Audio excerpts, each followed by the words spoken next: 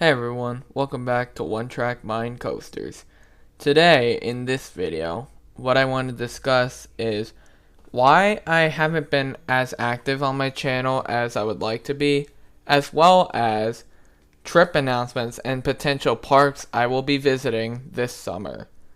So, first off, I just want to tell you, my life's been great. Honestly, it's been a lot better ever since this happened. But it will lead to less activity on my channel, and that is because, long story short, I actually just got a job at Knoebels. I am a ride operator, and the reason why I have the Twister shown on here is because that is actually the ride I work at. I actually learn how to check restraints. I even know how to drive the Twister. It's honestly very fun, and honestly a great experience working at Knoebels. And here is a picture of me on the platform with Twister's train in the background. So, I just want to get that out of the way. I won't be as active on this channel as I used to, but I will still post something every now and then. Also, if you see me at Twister and you watch my videos, please be sure to come and say hi. But with that quick announcement out of the way, let's get into the video. So, next week, I actually will be visiting Virginia, and I am heading to King's Dominion for my very first time. Now, I am very excited to ride Pantherian, as well as Twisted Timbers, Raptera, Grizzly, and anything I can. And this park will be a special park for me because of the fact that I will very likely be getting my 100th coaster there. If everything goes well, all the coasters are open, which honestly won't be that bad. I will most certainly get my 100th coaster there. And for my 100th coaster, I'm going to make that a special one. So, stay tuned for later in the week as to what that 100th coaster will be. But if for whatever reason I don't get it at King's Dominion, I'm definitely going to try to get it at Busch Gardens, which actually, I may or may not have just spoiled the other park in Virginia I'm going to, but I am going to Busch Gardens, Williamsburg. This will actually be a redemption visit for me because I missed Pantheon and Griffin because they both closed. Well, Griffin was waiting for parts, and Pantheon kept closing due to operational delays. So, hopefully this visit I'll actually be able to get those two coasters done since they've been on my bucket list for a while now. Now, with that being said, I went in 2024. What I'm showing here on the screen right now is Big Bad Wolf, The Wolf's Revenge, which is actually going to be open for me this time. So, it actually was a new coaster for last season, so that means I will be getting 3 or possibly 4 if I do the kiddie coaster. I'll be getting 4 coaster credits at Busch Gardens, Williamsburg. Next up on my agenda is Six Flags Great Adventure. When am I visiting? Sometime in July. Now, I always like to go to a beach afterwards as well whenever I go to Six Flags Great Adventure, so stay tuned for what boardwalk I'd like to visit.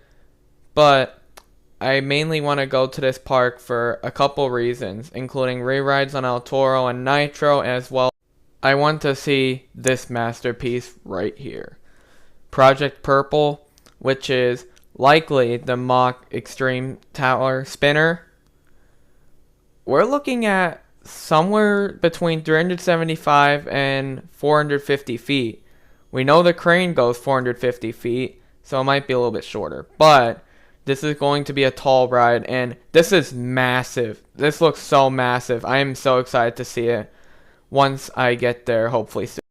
Now, just like every year, how I visit Six Flags Great Adventure, or try to visit that park annually, I also like to try to visit Dorney Park annually as well. I like to see how Steel Force is running, as well as Iron Menace, Talon, which is currently my favorite B&M invert, but that could change after this trip to Virginia.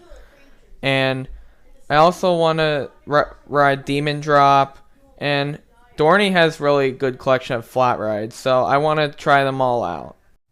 Now, here comes in a surprise. In either I'm going to go for somewhere in between July and August, I am going to try and visit Kennywood for the first time ever. Now, this is the only major park I need left in Pennsylvania, which we have Steel Curtain as pictured here, Phantom's Revenge, and we also got a lot of decent other rides in this, as well as Skyrocket 2, Jackrabbit.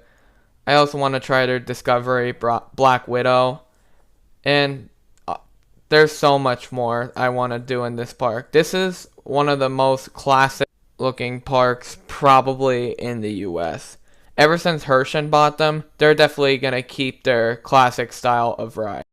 The main reason why I want to visit this park so bad, though, is because of this coaster pictured here, Phantom's Revenge. I heard the airtime is so good that it is going to make your top 5. That's how good this ride is.